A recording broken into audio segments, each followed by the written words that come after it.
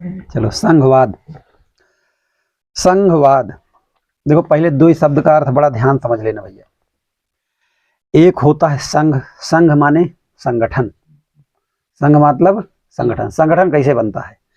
संगठन जब कई लेवल के लोग, मतलब कुछ ऊपर लेवल के, कुछ गरीब लेवल के, कुछ और नीचे लेवल के, जब कई लेवल के लोग मिल करके कोई समझौता कर लेते हैं तो क्या बन जाता है? संघ। क्या बन जाता है? संघ। और संघ का ही चले, मतलब जैसे मान लो कि एक गांव में कई बिरादरी के लोग थे या कुछ अमीर गरीब लोग थे, लेकिन गांव की व्यवस्था कैसे चले तो सभी बिरादरी के लोग, अमीर गरीब लोग मिल करके एक संगठन बना लिए, एक संघ बना लिए और आपस में समझौता कर लिए कि भाई कुछ नियम बना लिए, नियम कायदा कानून, तो उसे क्या बोला गया? संघ बोला गया। और जहां पर संघ ही की चले वो कहलाता है संघवाद। वाद शब्द का मतलब होता है अधिकता। जैसे एक होता है कि संप्रदायवाद। अब जहां धर्म की गूंज हो जाए, हर आदमी धर्म के बारे में सोचे, सुबह सोते जागते धर्म, उठते बैठे धर्म, तो क्या हो गया? धर्मवाद, संप्रदायवाद। राष्ट्रवाद एक हो गया राष्ट्रवाद। अब पता लगा सुबह शाम बस राष्ट्र के बारे में, किसी को पढ़ाई लिए स्कूल जाना। देखो राष्ट्रवाद पता है कब था? आजादी के आंदोलन के समय। किसी बच्चे को भैया स्कूल जाना है, नहीं आज सुबह प्रभात फेरियां निकालनी है। प्रभात फेरियां निकलती थी समय, सुबह सुबह भारत माता की जय, वंदे मातरम, ऐसे करके सुबह सुबह फेरियां निकलती थी। लोग इस बात को मतलब बताते थे कि हमें देश को क्या करना है? आजाद करना है। तो ये क्या है कि तुम्हें स्कूल जाना, लोगों ने सरकारी नौकरियां छोड़ दी थी अंग्रेजों के यहाँ करना, स्कूल लोगों ने जाना बंद कर दिया जो टीचर थे। क्यों? क्योंकि सब क्या सोच रहे थे? हमेशा दिमाग में क्या चल रहा था? राष्ट्र। तो जो बात हमेशा दिमाग में चलते रहे क्या कहलाता है? वाद। राष्ट्र ही चल रहा तो क्या वाद हो गया? राष्ट्रवाद। यानी राष्ट्र की अधिकता, दिन भर पूरा देश ही देश दिमाग में गूंजता रहता था, तो क्या हो गया? वो राष्ट्रवाद। वैसे कभी कभी देखो, जिस घर में शादी रहती है उस घर में सबके दिमाग में शादीवाद हो जाता है। सबके दिमाग बस शादी चलती है, एक महीना पहले से। हाँ, मैं कौन सा कपड़ा पहनूंगा? अच्छा, मैं इसमें कोट सूट करेगा। अच्छा, उस वाले दिन सुबह सुबह डीजे आ जाना चाहिए। अच्छा, कौन सब्जी बनेगी, किस टाइप का रायता बनेगा। यानी सारा सबके दिमाग, मतलब घर के जितने सदस्य हैं सबके दिमाग में होते समय टेंशन कह रहा थी, शादी वाले दिन कैसे का हुई। पूरी प्लानिंग एक महीना पहले से, मतलब दिमाग में क्या गूंजता रहता है? शादी। तो क्या कहलाया? शादीवाद। तो उसी तरह से मतलब वाद मतलब अधिकता, जौन चीज दिमाग में गूंजता रहे। तो संघवाद। संघवाद मतलब संघ की अधिकता। मतलब जब हर फैसला कौन लेने लगे?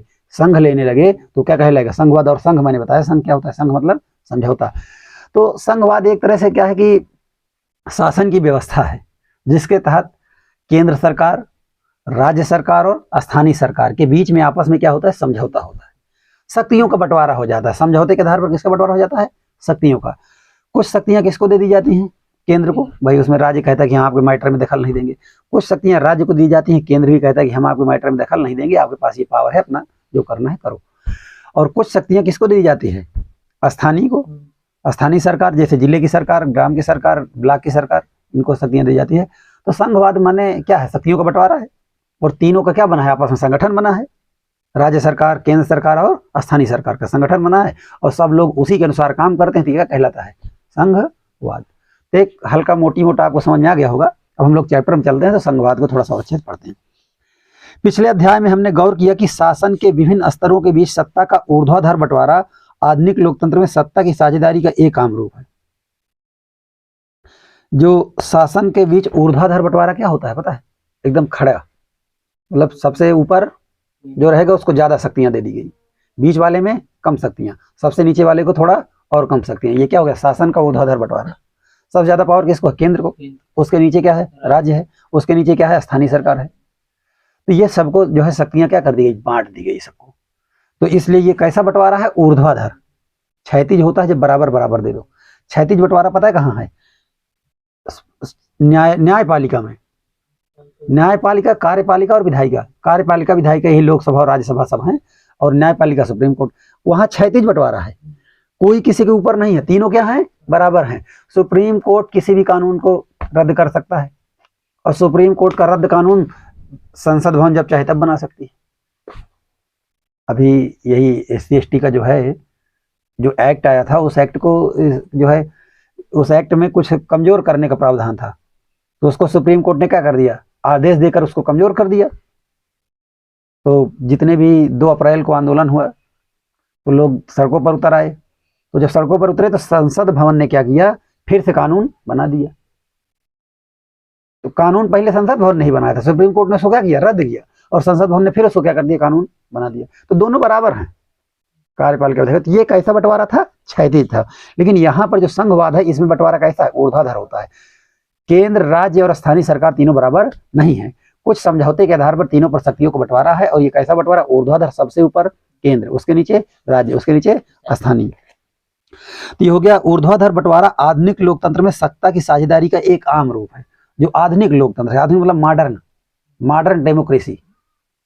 आधुनिक लोकतंत्र को इंग्लिश में क्या बोलेंगे, मॉडर्न डेमोक्रेसी। जो मॉडर्न डेमोक्रेसी है उसमें ये बंटवारे का एक रूप है।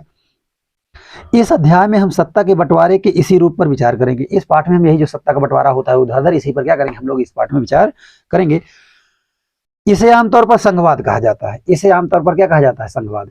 तो कोई पूछे संघवाद क्या है, सत्ता का ऊर्ध्वाधर बंटवारा।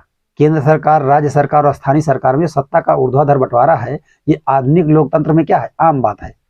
और ये जो सत्ता का बंटवारा है इसे ही आमतौर पर हम लोग क्या कहते हैं, संघवाद कहते हैं।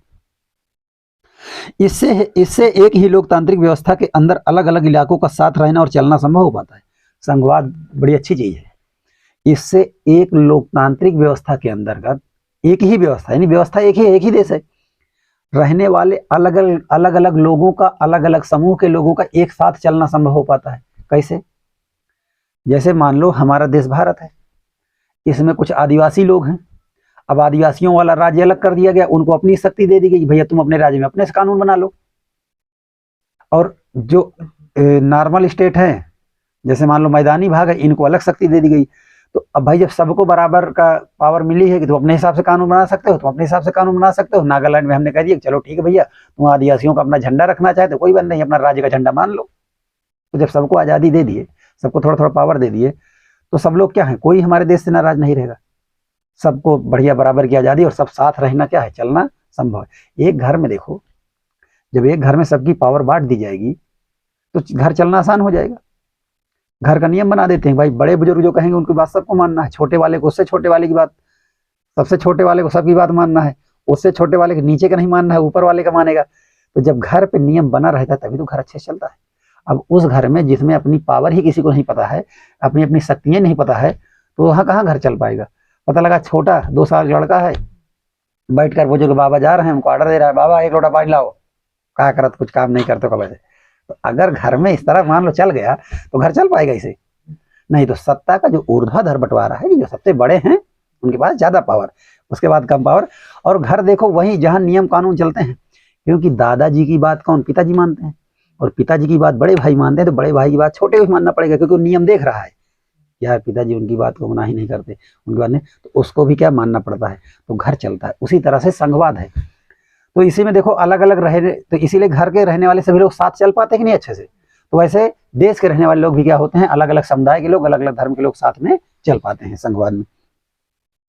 आगे देखिएगा, अध्याय के शेष हिस्से में भारत के संघवाद के सिद्धांत और व्यवहार को समझने की कोशिश की गई है। अध्याय का जो पीछे पार्ट है, जो उसमें संघवाद का सिद्धांत यानी संघवाद के हमारे देश के क्या नियम हैं और व्यवहार, हमारे देश में व्यवहार कैसा है, वो समझने की कोशिश हम लोग करेंगे। संघीय ढांचे से संबंधित संवैधानिक प्रावधानों पर चर्चा के बाद इस अध्याय में संघवाद को मजबूत करने वाली नीतियों और राजनीति का विश्लेषण किया जाएगा। ये पहले संघीय ढांचे की चर्चा होगी कि हमारे देश का जो संघीय ढांचा है किस प्रकार से समझौता है। ढांचा मतलब संरचना, बनावट कैसी है, किसको कितना पावर है। इसको चर्चा करने के बाद हम उन गुणों पर भी चर्चा करेंगे जो गुण इस संघवाद को क्या करते हैं, बढ़ाते हैं। ऐसे कौन कौन से निर्णय लिए गए, ऐसे कौन कौन से लक्षण हैं हमारे संघवाद में, मतलब हमारे देश में, कि जो किसको बढ़ावा देते हैं, संघवाद को। संघवाद को बढ़ावा कैसे मिलेगा, संघवाद को बढ़ावा इस प्रकार से मिलेगा जब सबको संगठन पे क्या होगा, विश्वास होगा।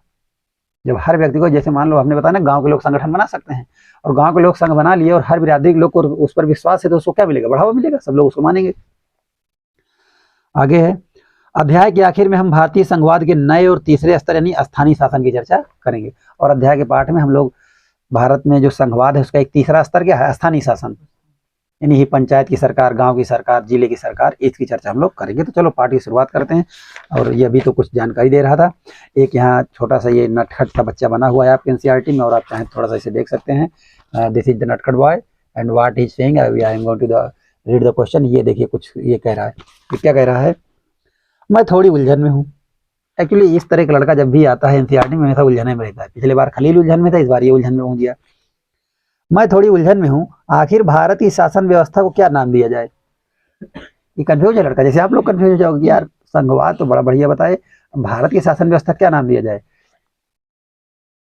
यह एकात्मक है या संघात्मक अथवा केंद्रीकृत? ये कह रहा है ये शासन व्यवस्था जो भारत की है ये एकात्मक है। अच्छा, एकात्मक के अलावा संघात्मक है कि केंद्रीकृत है? तुम बताओ क्या कहा जाएगा?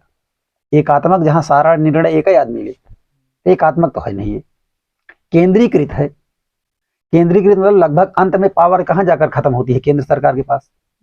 तो कुछ केंद्रीकृत, और हम इसे संघवाद और केंद्रीकृत का मिक्सचर मान सकते हैं। पावर नीचे भी दी गई है, लेकिन जब निर्णय की बात आती है तो अंत में कहां बात जाकर खत्म होती है?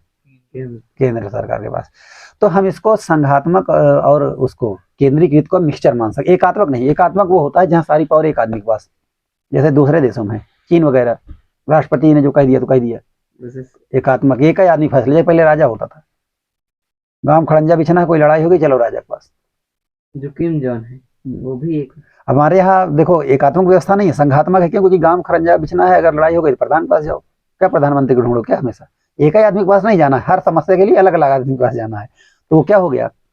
थोड़ा सा शासन बटा हुआ है। चलो अब हाँ, किम जोंग भी जो है एकात्मक है। देखते हैं संघवाद क्या है। आइए एक बार पिछले अध्याय में दिए गए बेल्जियम और श्रीलंका के अंतर पर गौर करें। पिछले अध्याय में आप लोग पढ़े थे, ये दूसरा ही चैप्टर है क्या ये? अच्छा ठीक है। आपको याद होगा कि बेल्जियम के संविधान में जो प्रमुख बदलाव किए गए उनमें केंद्रीय सरकार की शक्ति में कमी करना भी एक था। केंद्रीय सरकार की शक्ति में क्या की गई थी? बेल्जियम में कमी की गई थी। और जो स्थानीय सरकारें थी ना, राज्य सरकारें, उनको थोड़ा पावर दे दी गई थी, ताकि क्योंकि जो राज्य होते हैं, राज्य में पता लगा एक राज्य में ज्यादा तरह के लोग होते हैं, दूसरे राज्य में कोई दूसरे भाषा बोलने वाले लोग हैं, तो राज्यों को पावर दे दोगे तो अपने भाषा बोलने वाले के हिसाब से वो अपना अपना कानून थोड़ा सा बना लेंगे, तो सबको क्या रहेगा? आराम हो जाएगा। बेल्जियम में उससे पहले भी प्रांतीय सरकारें थी। बेल्जियम में उससे पहले भी राज्य की सरकारें थी। प्रांतीय मतलब राज्य की। तब भी अच्छा ये याद रखना, अभी आजकल राज्य बोला जाता है, पहले इसी को प्रांत बोला जाता था। अंग्रेजों के पहले इसको क्या बोला जाता था? अंग्रेजों के जाने के पहले, आजादी के पहले प्रांत बोला जाता था। उत्तर प्रांत, बंगाल प्रांत, प्रांत बोला जाता है इसको। और ये यूपी बिहार पूरी तरह से एक था, इसको उत्तर का प्रांत कहते थे। तो बेल्जियम में उससे पहले भी प्रांतीय सरकारें थीं, तब भी उनकी अपनी भूमिका थी, अपने अधिकार थे, पर ये अधिकार उनको केंद्र द्वारा दिए गए थे और इन्हें केंद्रीय सरकार वापस भी ले सकती थी। पहले ये व्यवस्था थी कि बेल्जियम में पहले भी शासन था, पहले भी राज्य सरकार चलती थी, राज्य सरकार के अधिकार भी थे। और ये अधिकार किसने दिए थे? केंद्र ने दिए थे। लेकिन एक व्यवस्था थी, केंद्र जब चाहे तब वो अधिकार क्या कर सकता था? छीन सकता था। पहले ये व्यवस्था थी। लेकिन हमारे भारत में भी ऐसा नहीं है, जब चाहे केंद्र राज्य का अधिकार नहीं छीन सकती है। अगर राज्य का अधिकार छीनना होता तो पता लगा केंद्र में दूसरे की सरकार है और राज्य में दूसरी पार्टी की है, तो जब चाहे अधिकार छीन ले। लेकिन हमारे यहाँ ऐसा नहीं होता है। और यही चीज बाद में बेल्जियम में भी लागू किया, केंद्र जब चाहे राज्य का अधिकार नहीं छीन सकती। नहीं तो देखो अभी बिहार में क्या हुआ, नीतीश कुमार और लालू यादव की पार्टी मिल गई, बीजेपी कुछ नहीं कर पाई वहां। अगर सारा अधिकार केंद्र के पास होता तो बीजेपी शासन जाने देती। बीजेपी और नीतीश कुमार मिलकर सरकार बनाए थे, और केंद्र में भारतीय जनता पार्टी है, राज्य में भारतीय जनता पार्टी और नीतीश कुमार थे। लेकिन नीतीश कुमार बीजेपी की छोड़कर किसके साथ चले गए? लालू यादव की पार्टी तेजस्वी यादव के साथ, और उसको राष्ट्रीय जनता दल बोलते हैं, तो राजद के साथ चले गए। तो वहां किसकी सरकार बन गई? वहां जो है स्थानीय सरकार, राज्य सरकार बन गई, वो दूसरे पार्टी की है। अब केंद्र के पास पावर अलग है, राज्य के पास अपनी पावर है, मना ही नहीं कर सकते उनको। तो ये है हमारे यहाँ कि राज्य को भी क्या अपनी ताकत है, केंद्र सरकार उसमें कुछ कर नहीं सकती। बस विधायक चाहिए, उनके पास मिलकर के दोनों के विधायक आधे से अधिक हो गए, सरकार बना ली। अब यह तब भी सन 1993 में कुछ बदलाव हुए और प्रांतीय सरकारों को कुछ संवैधानिक अधिकार दे दिए गए। 1993 में उन्होंने बेल्जियम वालों ने क्या किया? बदलाव करके कुछ अधिकार किसको दे दिया? राज्य सरकार को, भैया ये अधिकार तुम्हारे पास है, इसको हम वापस नहीं ले सकते। ये अच्छी बात हुई, अच्छी बात हुई कि नहीं हुई। इन अधिकारों के लिए प्रांतीय सरकारें अब केंद्र पर निर्भर नहीं रही, यानी कुछ ऐसे अधिकार हैं जिनके लिए अब उनको केंद्र पर निर्भर लेना नहीं है। अपना स्कूल खोलना है तो पता लगा अपना से निर्णय ले लिया, उनको स्कूल खोलना है तो केंद्र से पूछना नहीं भैया स्कूल खोले कि नहीं, पहले पूछना होता था, अब आजकल पूछना नहीं है। अपने हिसाब से चाहे तो शिक्षा व्यवस्था को राज्य सरकारें कर सकती हैं, उसमें केंद्र रोकेगा नहीं। इसी प्रकार बेल्जियम ने एकात्मक शासन की जगह संघी इस प्रकार बेल्जियम ने एकात्मक शासन की जगह संघीय शासन प्रणाली अपना ली, और यही तो संघीय में बदल गया ना। पहले जब सारा फैसला कौन लेती थी, केंद्र सरकार, और केंद्र सरकार ने जो अधिकार राज्य को दिया था बेल्जियम में, वो जब चाहे उसको क्या कर सकती थी, वापस ले सकती थी। लेकिन बाद में तो वो क्या था, एकात्मक था, वो व्यवस्था क्या थी, एकात्मक थी, क्योंकि सारा फैसला किसके हाथ में, केंद्र सरकार के हाथ में। कुछ अधिकार भी जो राज्य के दिए हो, जब चाहो क्या कर सकते हो, वापस ले सकते हो। तो सारा फैसला किसके हाथ में था, केंद्र के। तो ये कौन सी व्यवस्था है, एकात्मक। लेकिन उसी में बाद में 1993 में क्या किया गया, नियम बदला गया, कुछ अधिकार किसको दे दिया गया, राज्य को, और ये बताया गया कि ये तुम्हारे पास अधिकार रहेगा, हम जब चाहे इसको वापस नहीं ले सकते। तो बताओ अधिकार बट गया कि नहीं। तो अब पूरा फैसला एक ही आदमी नहीं लेगा, राज्य अलग लेगा, केंद्र अलग लेगा। तो अब दोनों के बीच क्या हो चुका है, समझौता, और राज्य और केंद्र का क्या बन गया, एक संघ। पहले एक ही व्यवस्था थी, पहले भी राज्य था, लेकिन राज्य और केंद्र के बीच संघ नहीं था ना, संगठन नहीं था, क्योंकि केंद्र पूरा फैसला लेता था। तो कैसी व्यवस्था, एकात्मक, जहां पर एक ही आदमी पूरा फैसला ले तो एकात्मक व्यवस्था, और जहां पर दोनों लोग मिल करके समझौते के हिसाब से फैसला लें, भाई राज्य और केंद्र में समझौता हो गया। केंद्र ने कहा कि हम तुम्हारा जो है अधिकार नहीं छीनेंगे, तुम चाहो तो इसके बारे में फैसला ले सकते हो। तो ये क्या हो गया, संघात्मक।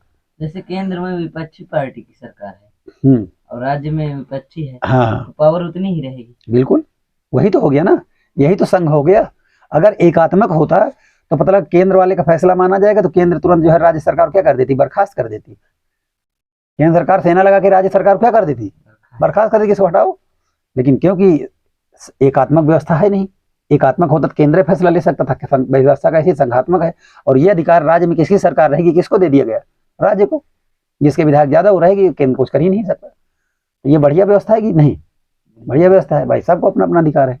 जब तुम्हारे विधायक होंगे तो अपनी सरकार बनाना, जबरदस्ती क्यों गिराओगे राज्य सरकार को। इसके बाद देखिएगा, श्रीलंका में व्यवहारिक रूप से अभी भी एकात्मक शासन व्यवस्था है। श्रीलंका में व्यवहारिक रूप से क्या है, अभी भी एकात्मक है। एकात्मक इसलिए है कि अभी भी पूरा फैसला कौन लेती है, केंद्र सरकार। अच्छा, ये संघात्मक पता है क्या होगी, जैसे जिस राज्य में तमिल लोग ज्यादा थे उसको एक अलग राज्य बना देते, हम कह रहे हैं उसको देश मत बनने दो, उसको क्या बना दो, राज्य बना दो। और ये कह दो चलो भाई ठीक है, तुम्हारा एक राज्य बना देते हैं, तो अपना एक राज्य ले लो, हमारे अंडर में रहो। बस ये है कि अपनी भाषा में तुम चाहो तो पढ़ाई लिखाई कर सकते हो, कुछ अधिकार उनको दे दो कि देखो पढ़ाई लिखाई के लिए अपनी भाषा तुम चुन सकते हो, तुमको थोड़ा सा अधिकार दे दे। अगर अधिकार थोड़ा सा दे देते, जहां पर तमिल लोग रहते थे उनको अधिकार देकर उनका एक राज्य बना देते, देश नहीं बनाना है, वहां से अलग नहीं करना है, अपने ही देश के अंदर छोटे छोटे क्या बना देते, राज्य। और सबको जैसे हमारे यहाँ भाषा के आधार पर दिया ही तो गया। भाई तमिलनाडु वाले लोग तमिल बोलते थे, अगर हम कहें पूरे देश में हिंदी चलेगी, तमिल वाले कहेंगे ऐसा भैया हमको अलग करो, हम अपना अलग देश बनाएंगे। कहे तुम अपना हिंदी ले रहे हो, हम अपना तमिल बोलेंगे, हम हिंदी नहीं जानते, तो जबरदस्ती हम नहीं कर सकते ना। तो हमने क्या किया, एक तमिल राज्य बना दिया, देश के अंदर क्या बना दिया, राज्य। और हमने कहा देखो अपने राज्य में तुम चाहिए जैसे चाहो उसी भाषा में क्या कर सकते हो, पढ़ सकते हो, बाहर जाना तो क्या बताना, इंडिया। तो ये हमारी कैसी व्यवस्था है, संघात्मक हुई कि नहीं। कुछ समझौते के आधार पर कुछ अधिकार हमने उनको बांट दिया, मतलब हमने नहीं बांटा। ये मेरा कोई अधिकार नहीं बनता कि मैं ही सबसे बड़ा आदमी कि मैं ही बांटूं, मैं कौन होता हूँ बांटने वाला। हमारा आपस में क्या हुआ, समझौता हुआ, वो भी राजी था। अगर उन्होंने राजी होता तो हम कौन रहे भाई, वो भी तो स्वतंत्र रहना चाहता है, हम भी स्वतंत्र रहना चाहते। जैसे हम कह रहे हैं कि हमारी ही बात मानी जाए, तो वो भी कह सकते हैं कि हमारी बात क्यों ना मानी जाए। तो दोनों को बराबर का अधिकार है, तो हम लोगों के बीच क्या हुआ, समझौता हुआ। तो ये समझना, केंद्रीय सरकार के पास ही सारे अधिकार हैं। कहाँ केंद्रीय सरकार, श्रीलंका में। श्रीलंका में सारे अधिकार किसके पास है, केंद्र सरकार के पास। आगे देखिएगा, श्रीलंका के तमिल नेता चाहते थे कि देश में सच्चे अर्थों में संघीय शासन व्यवस्था कायम हो। वो तमिल वाले लोग क्या चाहते थे, व्यवस्था कैसी हो जाए, संघीय हो जाए। जैसे भारत में हर राज्य को अपनी अपनी भाषा का अधिकार दिया गया है, वहां भी राज्य बना के तमिल वालों को अपनी भाषा का अधिकार दे देते, लेकिन नहीं दिए। संघीय शासन व्यवस्था में सर्वोच्च सत्ता केंद्रीय प्राधिकार और उसकी विभिन्न अनुषंगिक इकाइयों के बीच क्या होती है, बंट जाती है। जो संघीय शासन व्यवस्था होती है उसमें ताकत किसके बीच बढ़ जाती है, केंद्रीय प्राधिकार मतलब जो सेंट्रल में बैठा है, और लिखा है उसकी विभिन्न अनुषांगिक इकाई। विभिन्न अनुषांगिक इकाई क्या होता है, ये कहलाता है डिस्ट्रीब्यूटिव यूनिट, यानी सभी राज्य सरकार, अनुषंगिक इकाई क्या है, राज्य सरकारों में क्या होती है, बट जाती है। जैसे एक सूची बनाई जाती है, कहते हैं केंद्र सूची, एक बोलते हैं राज्य सूची, एक होती है समवर्ती सूची। केंद्र सूची में जो जो विषय होते हैं उस अधिकार केंद्र केवल फैसला लेता है, राज्य सूची में जो अधिकार होते हैं उसमें केवल राज्य फैसला लेती है। एक होती है समवर्ती सूची, सम माने बराबर, जिसमें फैसला केंद्र भी ले सकती है राज्य भी, जैसे स्कूल समवर्ती सूची में है। शिक्षा का फैसला कौन लेगा, केंद्र भी अपने हिसाब से लेगी, राज्य भी अपने हिसाब से लेगी, दोनों फैसला कर सकते हैं। राज्य अपने स्कूल खोल सकती है, केंद्र अपने स्कूल। केंद्र सरकार ने केबीएस खोल रखा है, केंद्रीय विद्यालय संगठन, एनवीएस नवोदय विद्यालय संगठन। राज्य सरकार ने अपना क्या खोल रखा है, प्राइमरी स्कूल। स्कूल चले हम, एनसी में 2 बच्चे बैठे रहते हैं, एक आगे एक पीछे, सर्व शिक्षा अभियान। हालांकि सर्व शिक्षा अभियान केंद्र ने चलाया था, अटल बिहारी वाजपेयी की सरकार ने चलाया था। अब देखिएगा, आमतौर पर संघीय व्यवस्था में 2 स्तर पर सरकारें होती हैं। आमतौर पर मतलब सामान्यतः जनरली संघीय व्यवस्था में कितने तरह की सरकारें होती है, देखो वही केंद्र और राज्य की जो हमने बताया। आमतौर पर कितनी होती हैं, 2 होती हैं। इसमें एक सरकार पूरे देश के लिए होती है, केंद्र वाली, जिसके जिम्मे राष्ट्रीय महत्व के विषय होते हैं। जिसके जिम्मेदारी क्या होती है, राष्ट्रीय महत्व। राष्ट्र मतलब अपने देश का दूसरे देश से क्या संबंध होना चाहिए, वो वाला महत्व। राष्ट्र के अंदर नहीं, राष्ट्र के अंदर तो राज्य वाले निपट लेंगे सब। राष्ट्र केंद्र सरकार के जिम्मे ऐसी देखो इसमें क्या लिखा, थोड़ा ध्यान सुनना। आमतौर पर इसमें एक सरकार पूरे देश के लिए होती है। एक सरकार किसके लिए होती है, पूरे देश के लिए। कौन है, केंद्र सरकार। पूरे देश में किसका शासन है, बीजेपी का, भारतीय जनता पार्टी पूरे देश में शासन कर रही है, प्रधानमंत्री है उनके। जिसके जिम्मे मतलब, हाँ जैसे काम करें भाई, मैं तोरे जिम्मे छोड़ के जा था, देखे ऐसे बोल देते हैं लोग, तो वो जिम्मे किसके है, केंद्र के जिम्मे। हाँ कहीं तोरे मत्थे छोड़ दे तो ओके, मत्थे है, ठीक मत्थे है, ये सब केंद्र सरकार के। जिसके जिम्मे, जिसके मत्थे राष्ट्रीय महत्व के विषय होते हैं। राष्ट्रीय महत्व के विषय होते हैं। जैसे मान लो 2 राज्यों के बीच झगड़ा हो गया, कौन निपटाएगा। अब अगर राज्य के बीच झगड़ा हुआ है तो राज्य अलग हो सकता है देश से, तो किसका विषय है, राष्ट्र का है। और इसको कौन निपटाएगा, पूरे देश की सरकार। दूसरे देश से हमारा कैसा संबंध होगा, कौन निपटाएगा, केंद्र की सरकार, क्योंकि ये राष्ट्रीय महत्व के विषय हैं। सेना किस देश पे आक्रमण करेगी, किस पे नहीं करेगी, ये किसके विषय है, राष्ट्रीय महत्व का है। इसको कौन निपटाएगा, केंद्र सरकार। तो कुछ राष्ट्रीय महत्व के जो विषय होते हैं उसको कौन निभाता है, केंद्र सरकार। फिर और इसके बाद लिखा है, फिर राज्य या प्रांत स्तर की सरकारें होती हैं जो शासन के दैनंदिन कामकाज को देखते हैं। ये छोटे मोटे कामकाज देखते हैं, दिन रोजाना वाला काम। जैसे मान लो कि भैया स्कूलों में कैसी पढ़ाई होनी चाहिए, नहर वहर की सफाई काम करना है, सब किसके बाद, राज्य के मत्थे दे दिए, ले जाओ अपना काम देखो। खरंजा नाली सब राज्य को दे दिया, ले जाओ देखो तो अपना जो है करवाओ। तो ये प्रांतीय सरकार है, राज्य की सरकार है, अपना देखेगी। सत्ता के इन दोनों स्तर की सरकारें अपने अपने स्तर पर स्वतंत्र होकर अपना काम करती हैं। जो सत्ता की 2 लेवल की सरकार हुई, एक राष्ट्रीय की और एक राज्य की, दोनों अपने अपने लेवल पर स्वतंत्र होकर काम करती है, अपना स्वतंत्र काम करती है। जैसे पश्चिम बंगाल ममता बनर्जी की सरकार है, वो अलग पार्टी है, केंद्र सरकार भारतीय जनता पार्टी वो अलग है, और दोनों स्वतंत्र होकर काम करती हैं।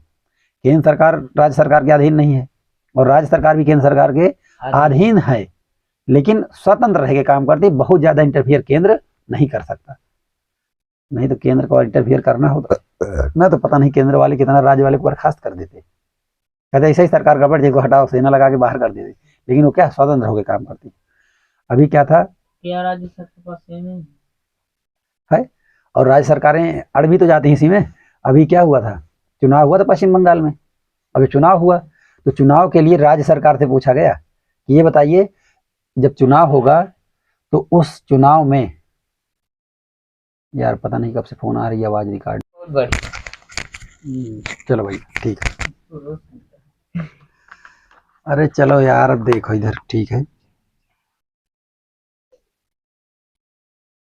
इस अर्थ में संघीय शासन व्यवस्था एकात्मक शासन व्यवस्था के ठीक उलट है।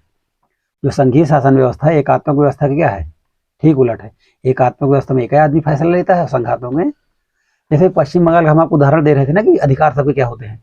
जब वहाँ जब चुनाव हो रहा था तो केंद्र सरकार ने ये पूछा कि भाई ये बताइए, आपको जो मतलब चुनाव ड्यूटी के लिए कभी कोई पूछते हैं, चुनाव ड्यूटी के लिए पूछा जाता है। जैसे यहाँ यूपी भी पूछा गया था कि केंद्र सरकार का केंद्रीय पुलिस बल लगा दी कि राज्य सरकार की पर्याप्त है पुलिस, तो राज्य सरकार डिसाइड करेगी कि भैया हमको चुनाव करवाने के लिए, जो राज्य का चुनाव आयोग होता है वही करवाता है, तो डिसाइड कर, तो राज्य सरकार ये बता देती है कि भैया राज्य की पुलिस पर्याप्त है, केंद्र से आप सैनिक भेजने की आवश्यकता नहीं है। अच्छा, इनसे थोड़ा सा एक, क्योंकि राज्य सरकार क्या होता है, थोड़ा सा राज्य के पक्ष में रहती है, पुलिस भी राज्य के पक्ष में रहती है, तो थोड़ा संभावना रहती है चुनाव में मतलब प्रभावित करने की, मतलब वो वोट नहीं डलवाएंगे लेकिन एक प्रभावित करने की संभावना रहती है। तो इस तरह से केंद्र को कभी कभी लगता है कि नहीं भैया, अगर केंद्र सरकार लगा दिया जाए केंद्रीय बल, केंद्रीय सुरक्षा बल चाहिए कि राज्य वाले पर्याप्त हैं, तो ये अधिकार किसको है लेने के पास? राज्य को। राज्य चाहे तो केंद्रीय बलों क्या कर सकता है? मना कर सकता है। कुछ राज्य के मामले होते हैं उसमें राज्य सरकार चाहे तो केंद्र की जांच अधिकारियों को ले ले, और चाहे तो क्या करे, केंद्र के जांच अधिकारियों को ना ले, अपने राज्य सरकार से ही स्पेशल इन्वेस्टिगेशन टीम, SIT, कहीं ना SIT गठित कर दी गई है। SIT का मतलब होता है स्पेशल इन्वेस्टिगेशन टीम, गठित करके उसको जो है जांच करवा सकती है। तो सबके अपने अपने अधिकार हैं, सबको बांट दिया गया है। एकात्मक व्यवस्था में शासन का एक ही स्तर होता है और बाकी इकाइयां उसके अधीन होकर काम करती हैं। एकात्मक शासन व्यवस्था में शासन में क्या होता है, एक ही लेवल होता है, और बाकी जो सारी इकाइयां होती हैं सब उसके क्या रहती हैं? अधीन। अधीन मतलब गुलाम, उसी के नीचे रहती हैं, और बाकी इकाइयां उसके अधीन होकर काम करती हैं। इसमें केंद्रीय सरकार प्रांतीय स्थानीय सरकारों को आदेश दे सकती है। इसमें क्या होती है, केंद्र सरकार किसको आदेश देती है? प्रांतीय सरकार को। प्रांतीय सरकार को या राज्य सरकार को क्या देती है? आदेश दे देती है। किसमें? एकात्मक शासन व्यवस्था में, क्योंकि उसके पास पावर होती है आदेश देने की। लेकिन संघीय में आदेश देने की पावर नहीं होती है, अनुमति लेने की पावर होती है, आग्रह करने की पावर होती है। केंद्र सरकार मतलब एक वो करती है, सुझाव देती है, राज्य सरकार से पूछे कि अगर आप चाहें तो ये काम करवा दें। राज्य सरकार से अनुमति लेती है केंद्र सरकार, लेकिन आदेश किस में देती है? एकात्मक वाले में। केंद्र सरकार सीधा राज्य सरकार को आदेश देगी। लेकिन संघात्मक में क्या है, क्योंकि राज्य सरकार और केंद्र के बीच क्या हुआ है? समझौता हुआ है, तो केंद्र सरकार राज्य सरकार से क्या लेती है? अनुमति लेती है, और राज्य सरकार जब चाहे केंद्र सरकार की एजेंसियों को बंद कर सकती है।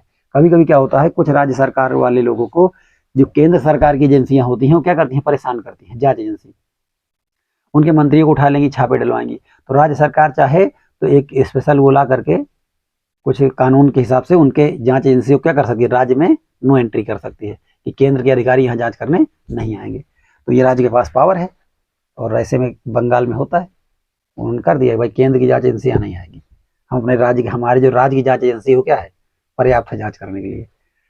तो ऐसा ये सबकी अपनी अपनी पावर है। तो एकात्मक और संघात्मक यही है कि संघात्मक में सबको पावर है, राज्य को केंद्र से अनुमति लेनी पड़ती है, केंद्र को राज्य से अनुमति लेनी पड़ती है। लेकिन एकात्मक में क्या है, बस एक ही आदमी आदेश देगा, केंद्र आदेश देगा, राज्य को मानना पड़ेगा। सुन रहे हो ध्यान से? Are you going to sleep? Okay. केंद्रीय सरकार राज्य सरकार को कुछ खास करने का आदेश नहीं दे सकती। कि इसमें संघात्मक में केंद्र सरकार राज्य सरकार को कुछ खास करने का आदेश नहीं दे सकती। राज्य सरकारों के पास अपनी शक्तियां होती हैं, राज्य के पास अपनी ताकत होती है, और इसके लिए वह केंद्र सरकार की जवाबदेह नहीं होती, और इसके लिए कोनो जवाबदेही नहीं है कि नहीं हम कुछ करब, कुछ गड़बड़ हुई तो हर बार तुमको जवाब दे जाब, जौन हो सब हम देख लेबे, तुमको पूछे की जरूरत नहीं है केंद्र को। राज्य सरकार अपना से काम करती है, उसको जो है जवाबदेही नहीं है। जवाबदेही जाना तो मतलब आदमी का ना जवाबदेही पर यार कुछ गलत हो गया तो राज्य सरकार जवाबदेह नहीं है। ये दोनों ही सरकारें अपने अपने स्तर पर लोगों को जवाबदेह होती हैं। दोनों केंद्र अपना अलग से जनता को जवाब देती है, राज्य अपना अलग से जनता को जवाब देती है। उनको केंद्र को जवाब देना नहीं होता है, जो करेगा सो भुगतेगा। केंद्र अलग करेगी तो केंद्र अपना अलग से भुगतेगी क्योंकि जनता उसको देख रही है, राज्य करेगा तो राज्य को जनता अलग से देख रही है। यहाँ पर दो अधिक स्तरों वाली संघात्मक व्यवस्था में थोड़ा देखना, कुछ पॉइंट दिए गए हैं। यहाँ पर दो या अधिक स्तरों वाली सरकार होती है। किसमें? संघात्मक में। अलग अलग स्तर की सरकारें एक ही नागरिक समूह पर शासन करती हैं, चाहे केंद्र की सरकार हो चाहे राज्य की सरकार हो। नागरिक तो वही है भाई, केंद्र भी उन्हीं नागरिकों पर शासन कर रही है, राज्य भी वही नागरिकों पर कर रही है। इसके बाद यह है पर कानून लिखा है, पर कानून बनाने, कर वसूलने और प्रशासन का उनका अपना अपना अधिकार क्षेत्र होता है, लेकिन कानून बनाने का अपना अलग अलग अधिकार होता है।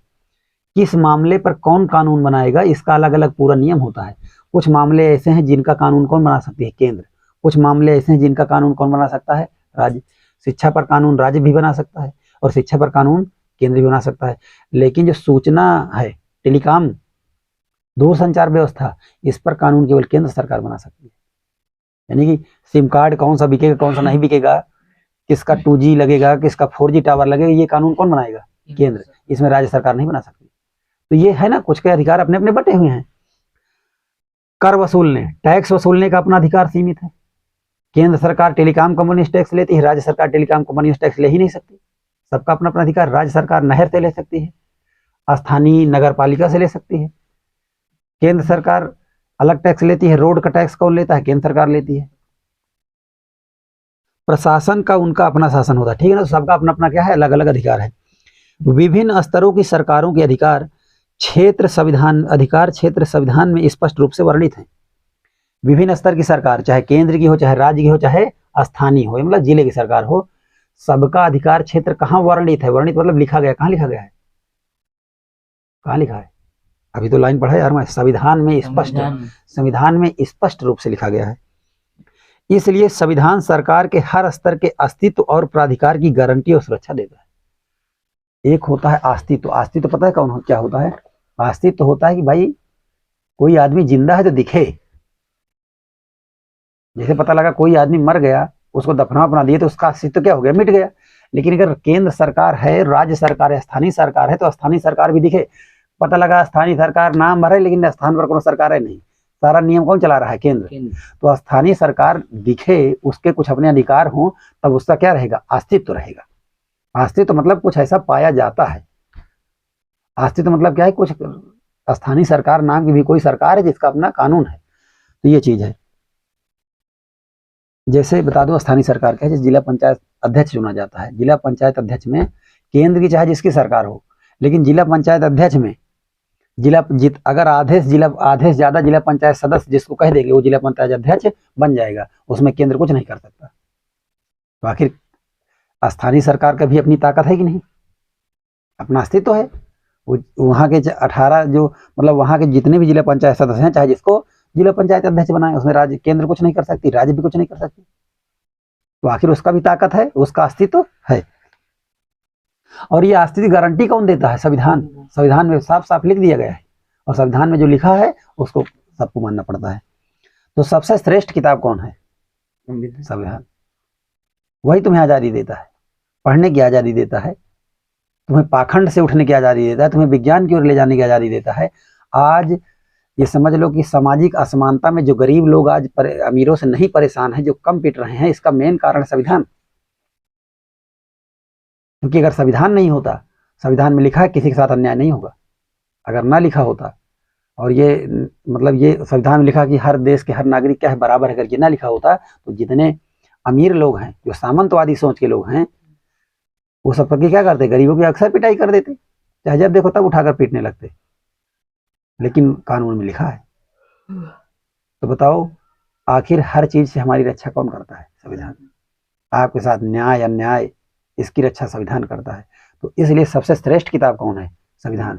और सुबह शाम उठ करके एक बार चालीसा किसका करना चाहिए? संविधान का। ये कॉन्स्टिट्यूशन का चालीसा करना चाहिए। क्योंकि एक बार आप अगर हनुमान चालीसा पढ़ रहे हो और कोई आपकी पिटाई करने लगा, लेकिन हनुमान नहीं आएंगे बताने हनुमान जी, लेकिन अगर एक बार आप संविधान चालीसा कर रहे हो और आपको कोई आ गया पिटाई करने, तो संविधान के तहत आपको कानून नियम पता रहेंगे। और अगर आपने फोन कर दिया थाने में या संविधान के अनुरूप आपने कोई वकील हायर कर लिया, तो आपकी बचत वहां पर हो जाएगी, आपको पुलिस की सुरक्षा मिलेगी। जो इसमें लिखा कि हर नागरिक को अपनी सुरक्षा का क्या अधिकार है और सरकार उसको सुरक्षा प्रदान करेगी। ये कहाँ लिखा है? संविधान में। तो आज लोग जो जैसे महिलाएं हैं, महिलाएं चाहे जितना पूजा पाठ व्रत कर लें, वो आस्था का विषय है, वो अपना करें या ना करें उनका है। लेकिन मैं जो कह रहा हूं कि उनको बचाव कहां से है? संविधान से। उनको किसी भी धार्मिक किताब ने, किसी भी धर्म की हो, किसी भी धार्मिक किताब में ये नहीं लिखा है कि उनको चलो बराबरी का, पुरुषों के बराबरी का अधिकार दे दो। कुछ धर्मों में तो उनको जो है पति का सेवक माना गया है, दिखाया गया है। लेकिन बराबर किस में दिखाया गया है? संविधान में। वो चुनाव लड़ सकती हैं, प्रधानमंत्री बन सकती हैं, शासक बन सकती हैं, किस में लिखा है? संविधान में। उनको शिक्षा के भी अधिकारी किस में लिखा गया? संविधान में। और आज महिलाएं पढ़ करके जो इतना बातचीत कर रही हैं, टिकटॉक में, यूट्यूब में हर जगह वीडियो बना रही हैं, देश के हर क्षेत्र में सेना से लेकर के विज्ञान की तकनीक में जो आगे बढ़ रही है, खेलों में आगे बढ़ रही है, सब किसे संभव हुआ है? संविधान से। उसके पहले महिलाओं क्या स्थिति थी, वो अपना जरा पढ़ कर देखें, चाहे जितनी धार्मिक किताबें वो पढ़ लें, उनको आज़ादी नहीं मिली थी। आज़ादी उनको कहाँ से मिली? कॉन्स्टिट्यूशन से। उनको धार्मिक किताबों को छोड़कर सबसे पहले कॉन्स्टिट्यूशन पढ़ना चाहिए। तो ये आपको थोड़ा सा ध्यान रखना है, ठीक है। चलिए, संविधान के मौलिक प्रावधानों को किसी एक स्तर की सरकार अकेले नहीं बदल सकती। सरकार में, संविधान में कुछ मौलिक प्रावधान है। मौलिक होता है मूल अधिकार। क्या होता है? मुझे स्वतंत्रता का अधिकार। अगर स्वतंत्रता का अधिकार किसी का छीनना है तो कोई एक लेवल की सरकार अपने से कानून बदल के, कुछ ऐसे कानून हैं जिसको केवल राज्य सरकार नहीं बदल सकती है, या केवल केंद्र सरकार। जैसे मान लो केंद्र सरकार केंद्र में है, अब जब चाहे संविधान में क्या कर दे, बदल दे। लेकिन कुछ कानून ऐसे बनाए गए हैं जिसको केंद्र सरकार भी चाहे बहुमत में क्या हो, चाहे पूरा का पूरा सांसद ली हो, लेकिन नहीं बदल सकती। उसके लिए कुछ कानून ऐसे हैं जिसमें आधे से अधिक सांसद और आधे से ज्यादा राज्य सरकारों के विधायक, ऐसा ऐसा कानून बनाया गया कि जब सब राजी हो जाएंगे तभी कानून बदल सकते हो। तो ये तो बढ़िया है ना। मतलब केंद्र में तुम्हारी सरकार है लेकिन राज्य में दूसरे की सरकार है, तो जबरदस्ती के बदल ही नहीं सकते हो। तो ये तो बढ़िया नियम किया गया ना, सबको फंसा के रखा है, कोई भी उड़ने नहीं पाएगा कि पता लगा सब अपना जो है, जिसकी सरकार केंद्र में हो गई वो चाहे तो चाहे जो कानून बनाए। तो कुछ कानून ऐसे हैं जिनको एक स्तर की सरकार अकेले बदल नहीं सकती, उसमें सबकी सहमति चाहिए। हाँ, नए कानून तो बना ही सकती है। नहीं तो कुछ विषय ऐसे होते हैं ना, जैसे मान लो चिकित्सा एक अलग विषय हो गया, वकालत अलग विषय हो गया, सुप्रीम कोर्ट का जज अलग विषय हो गया, कानून अलग विषय। तो कुछ विषय ऐसे हैं जिस विषय पर दोनों स्तर की सरकारें मिलकर कानून बनाएंगी, ठीक है ना, जिस पर दोनों स्तर की सरकारें मिलकर कानून बनाएंगी।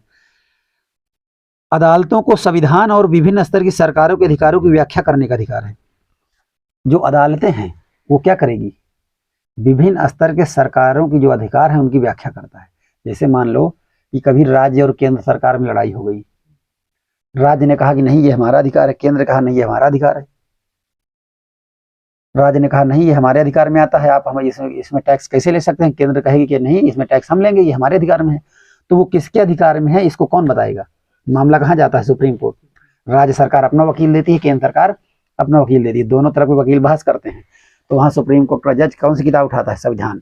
संविधान उठाएगा, हाँ भैया आर्टिकल नंबर इतने में इतना लिखा गया कि राज्य को ये अधिकार है, केंद्र को ये अधिकार है, तो तुमको अपना अधिकार तुम सीमित रहो, राज्य को अपना अधिकार, पूरा बता करके दोनों का मामला सुप्रीम कोर्ट क्या करता है? निपटा देता है। तो ये थोड़ा सा ध्यान देना यार, ये जल रहा है मेरा। चलो इसके बाद देखिएगा, सर्वोच्च न्यायालय। अभी इसके पर जानते हो क्या हुआ था? एक वो था, कावेरी नदी कृष्णा नदी पर एक बांध था, तमिलनाडु और कर्नाटक के बीच हमेशा झगड़ा होता था उसके जल को लेकर, पानी। अब पता लगा कर्नाटक से जाती है तमिलनाडु में नदी। अब कर्नाटक वाले पहले पूरा पानी रोक लेते हैं, बढ़िया खूब नहा धो लेते हैं, और जितना बचता है वहां भेजते हैं। नहा धोने मतलब पूरा इस्तेमाल कर लेते हैं, कहीं बांध बना के बिजली फिर कम मिलता है, तो फिर बंटवारा हुआ। सुप्रीम कोर्ट ने आदेश दिया कि कितना परसेंट पानी इनको छोड़ा जाएगा, कितना परसेंट तुमको मिलेगा, वो बता दिया गया। फिर उसी नियम के हिसाब से पानी बंटवारा होता है, जनसंख्या के हिसाब से दिया हो। हाँ, सुप्रीम कोर्ट ने ध्यान रखा होगा कहाँ किसकी जरूरत है, उस हिसाब से बंटवारा किया। तो सुप्रीम कोर्ट सारे मामले निपटाता है और वो अधिकारों की व्याख्या करता है, तुम्हारा इतना अधिकार, तुम्हारा इतना अधिकार है। वित्तीय स्वायत्तता, वित्तीय मतलब पैसा, स्वायत्तता मतलब स्व माने अपना, यत्ता मतलब स्वतंत्रता। यानी वित्तीय स्वायत्तता निश्चित करने के लिए, वित्तीय स्वायत्तता निश्चित करने के लिए विभिन्न स्तर की सरकारों के लिए राजस्व के अलग अलग स्रोत निर्धारित किए गए हैं। वित्तीय स्वायत्तता रहे मतलब पैसे की किसी तरह से कमी न रहे, पूरी तरह से राज्य सरकार के पास भी अपना अलग पैसा रहे, केंद्र सरकार के पास क्या रहे, अपना अलग पैसा रहे। स्वायत्तता माने जानते हैं, स्व माने होता है निजी, यत्तता माने स्वतंत्रता, निजी स्वतंत्रता। जैसे मान लो हम अपने कमरे में यहाँ बैठे हैं तो मेरे पास ये क्या है? निजी स्वायत्तता है, मेरी अपनी स्वतंत्रता है, मैं अपने कमरे में किसी भी तरीके से बैठ सकता हूँ। अगर मैं अपने कमरे में जिस भी तरीके से बैठा हूँ, अगर यहाँ पर कोई व्यक्ति आता है तो उस व्यक्ति की गलती है, क्योंकि मैं अपने कमरे में बैठा हूँ, मैं यहाँ मेरे यहाँ के मुझे इससे क्या है स्वतंत्र, मेरे पास निजी स्वायत्तता है, ये मेरा मैटर है। हाँ, अगर मैं बाहर निकलता हूँ तो मैं फिर सोसाइटी को ध्यान में रखकर निकलूंगा। तो उस तरह निजी स्वायत्तता का मतलब अपना रहे। तो राज्य सरकार के पास अपना वित्तीय अलग स्वायत्तता है, यानी राज्य सरकार जहां जहां टैक्स लेती है अपना अपना खर्च करे, केंद्र सरकार अपना खर्च करे। इसकी व्याख्या किसने? संविधान में। इस प्रकार संघीय शासन व्यवस्था के दोहरे उद्देश्य हैं। संघीय शासन व्यवस्था कितने उद्देश्य हैं? दोहरे उद्देश्य हैं। देश की एकता की सुरक्षा करना। अब जब राज्य सरकारों का मामला सुप्रीम कोर्ट निपटा देगा तो राज्य सरकारों के बीच लड़ाई नहीं होगी, न केंद्र के बीच लड़ाई होगी, न तो राज्य के बीच लड़ाई होगी, क्योंकि सारा नियम कहाँ लिखा है? संविधान में। सबको अपना अपना अधिकार दिया गया है, तो देश की एकता बढ़ेगी। इसके साथ ही क्षेत्रीय विविधताओं का पूरा सम्मान करना। क्षेत्रीय विविधताओं का क्या हो जाता है? सम्मान। क्षेत्रीय विविधता कैसे सम्मान होता है? जैसे कि मान लो कि हर राज्य का अपना अलग अलग नृत्य है, तो राज्य को अपना अपना अलग नृत्य को बढ़ाने का अधिकार दिया गया है। ये बताया कि भैया देखो, तुम अपने राज्य में अपने राज्य के नृत्य को आगे बढ़ा सकते हो, उसको आप दिल्ली में सांस्कृतिक कार्यक्रम होता है वहां प्रस्तुत भी कर सकते हो। तो ये बताओ, ये क्षेत्रीय विविधता है कि नहीं? और अगर हम उसको आगे बढ़ने का मौका दे रहे हैं तो हमको क्या कर रहे हैं? मान सम्मान दे रहे हैं। जैसे 15 अगस्त के दिन देखिए, हर राज्य अपनी अपनी झांकी निकालता है। हर राज्य 26 जनवरी है ना, 15 अगस्त या 26 जनवरी के दिन हर राज्य अपनी अपनी झांकी निकालते हैं, और झांकी निकालने के बाद सब लोग अपने अपने राज्य का, जैसे पंजाब वाले हैं तो साफा उफा पहन के वहां पे पुतले बने रहते हैं। तो ये हम हर राज्य को अपना जो है कला संस्कृति प्रस्तुत करने का मौका दे रहे हैं। तो अगर हम किसी को उसकी कला संस्कृति प्रस्तुत करने का मौका दे रहे हैं तो हम उसका क्या कर रहे हैं? सम्मान कर रहे हैं। और यही है क्षेत्रीय विविधता का सम्मान। मतलब हम ये मानते हैं कि क्षेत्रीय विविधता है और उसको हम क्या देंगे? सम्मान देंगे। तो ये थोड़ा सा ध्यान रखना, और इसके आगे हम लोग कल पढ़ेंगे।